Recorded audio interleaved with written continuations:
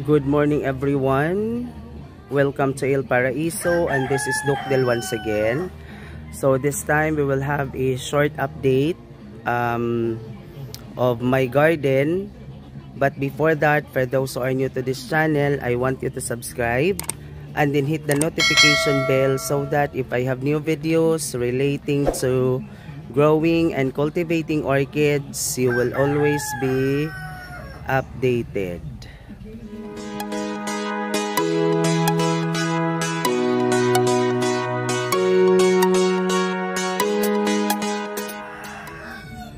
Okay, so this time, we will have a very short, a very quick walk and update here at Il Paraiso. And today is June 12, a national holiday here in the Philippines.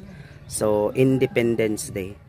So this morning, yung ginawa natin dito actually, ay provide a pesticide for my Sunvanda and rooting hormone for my other orchids here at the garden. So siniguro ko talaga dito sa Sunvanda na mabigyan sila ng pesticide because I saw some of the flowers is being destroyed with pest. So yung ginawa natin, binigyan natin sila ng pesticide. So tingnan ninyo, doon sa malayuan, meron talagang unti-unti nang nagkakaroon ng mga bulaklak yung aking mga Sunvanda. So this is actually after almost a year. This is actually almost a year when I transfer them, when I rehabilitate my garden. So this one, so tingnan ninyo doon, merong napaka-healthy spike, doon merong napaka-healthy spike. This here also meron. So maraming nag-spike dito sa garden. 2 or 3 weeks from now, bubuka na ang mga buds from the spike. Okay, so as what I have said, this is just a quick walk, so tingnan ninyo, napaka-healthy ng aking mga Sunvanda. So, however, yung mga kawayan na nilagyan natin ay unti-unti na rin silang tawag dito, hindi na siya ganun katibay. So, yung gagawin natin, so let the Sunvanda healthy, and then after that, ang gagawin natin is ililipat natin sila, pero at this point hayaan natin sila kasi the bamboo stick can still manage, okay. So yan, napakaganda po nila. So now I know that ang dami kong woodlawn glory dito sa garden. So this is a type of Hylo-Rose, so tingnan ninyo, okay, napaka-healthy na po nila. So I am so happy because talagang Il Paraiso came into tawag dito, naging buhay na yung garden. So yun po, so yan, napakarami ko palang woodlawn glory dito sa garden.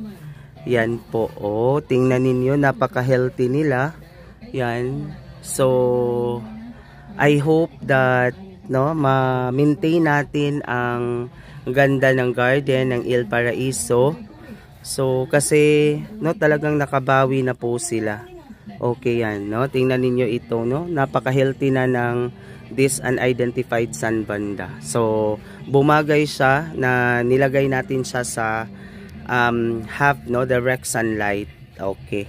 So yan po, So if you try to look at this, yan ang kanyang itsura, if we will try to get the area, the whole area here. So yan, unti-unti, yung dito banda, yung nilagay natin dito or binigay natin ay mga rooting, binigyan natin ng rooting hormone. So tingnan ninyo, so ito yung mga bagong lipat na nabili ko, from online selling.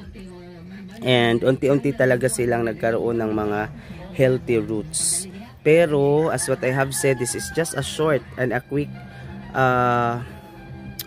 update, no? Kasi gusto kong makita ninyo how healthy the orchids here in the garden, no? Tingnan nyo, oh, napakarami nilang nag-spike. So it might be the all-in-one fertilizer, no, helps them to bear spikes and later on magbo-bloom na sila. Okay, yan po, no? So aantayin natin yung iba na magkaroon sila ng mga spikes, no, kasi napaka-healthy nila, no? So I have to make sure na mapanatili natin ang ganda ng Il Paraiso. Yun po ang aking rosary. Yan po, no, talagang always yan namumulaklak. And then another one, oh, tingnan niyo doon sa ibabaw, no? Doon sa ibabaw andun ang namumulaklak na unidentified, no, vanda. So healthy naman po. And then yung aking kalihi, ayun. And then meron ako nakita dito. Tingnan niyo tingnan niyo yan, no? This is MFB 116, no? Yan. Okay, tingnan ninyo ang itsura. Napakaganda po ng aking MFB 116. Ito yung nabili ko sa Sistuna Farm. Another one is tingnan natin yung shade nung, no, kasi if you try to look at this, no, iba yung kanyang shade. Meron din tayo dito sa itaas, yan. Okay, so ito ano lang siya, no, parang magkalapit ang kulay ng kanilang flower, pero both are the same variety. This is a crossbreed of Ostii and Lusonica, no? Okay, yan ang ating MFB 116, no? Okay, no? Crossbreed of Ostii and Lusonica. Okay. Doon sa kabila, meron akong ipapakita sa inyo kasi this is also an MFB 116. However, iba din ang shade ng kanyang flower, no? Tingnan niyo yung shade ng flower niya. Yan po, no? Hindi dominant yung dotted na pink, no? Hindi dominant si Lusonica. Dominant dito ang kulay ng Ostii, no? Ostii, University of Santo Tomas. Yan, no? So nakahang lang yan, nasa single wire. Pero yung isa doon, dominant sa kanya si Lusonica, no? Dominant sa kanya si Lusonica kasi, okay, tingnan nyo, no? Okay, di ba?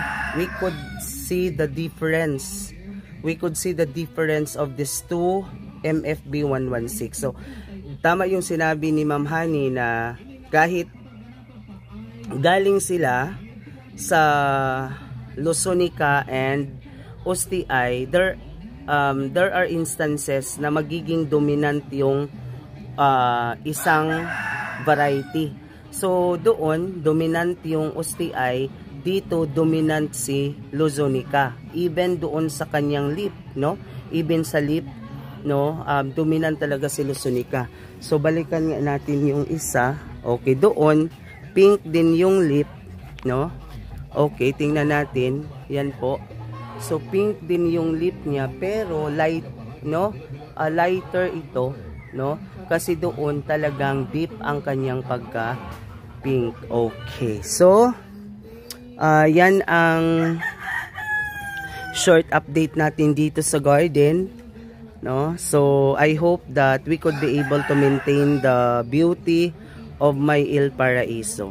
So thank you so much for watching, guys. Until next update, God bless everyone and stay safe. Yan po.